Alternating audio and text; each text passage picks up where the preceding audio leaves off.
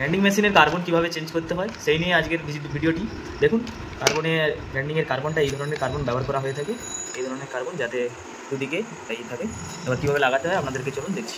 এইভাবে আগে প্রথমে পেছনের ইটা খুলে নেবেন, খুলে এটাকে বার করে নেবেন। বার করে দেওয়ার পরে দেখতে পাবেন এখানে একটা কার্বন রয়েছে। কার্বনটা আপনাদেরকে দেখিয়ে দিচ্ছি কীভাবে খুলতে হয়। এটাকে কী করবেন, খোলার পরে এটাকে তুলে নেবেন, তুলে সাইডে ঠেকিয়ে রাখবেন। স্প্রিংটা যাতে টানাটানি করবেন না, লুজ হয়ে গেলে পরে প্রবলেম হতে পারে। তাই এইভাবে এটাকে কার্বনটাকে বার করে নেবেন। বের করে যেভাবে বের করেছেন তেমনভাবেই আপনারা তার ভিতরে ইনসার্ট করে দেবেন, ঢুকিয়ে নেবেন। ঢুকিয়ে আবার স্প্রিংটিকে যেমন জায়গাতে ছিল সেই জায়গাতে রেখে দেবেন। আর এই একটা দেখতে পাচ্ছেন এইখানটাতে যেভাবে লাগাতে হয় সেভাবে লাগিয়ে নেবেন।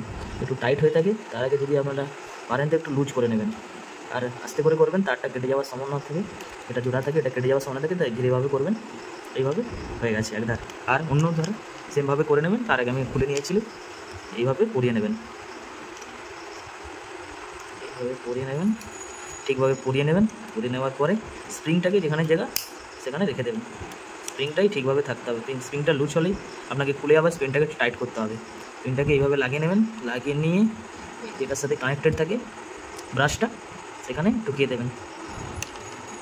এটা প্রচণ্ড টাইট থাকে, প্রথমে আগে লুজ করে নেই, লুজ করে নেওয়াটাই ভালো।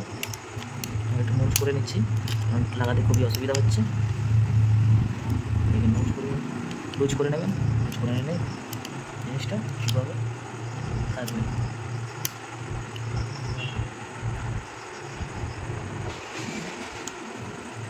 এটা একটু ধীরেভাবে করবেন, ধীরেভাবে করবেন। ধীরেভাবে না করলে তারটা কেটে যাওয়ার সম্ভাবনা থাকে। এইভাবে ফাঁকা করে নেবেন। ফাঁকা করে নিলে এখানে ঢোকাতে আপনাদের সুবিধা হবে। এভাবে ঢুকিয়ে নেবেন, বাস তাহলেই হয়ে যাবে। তারপরে এইভাবে পেছনটা লাগিয়ে নেবেন।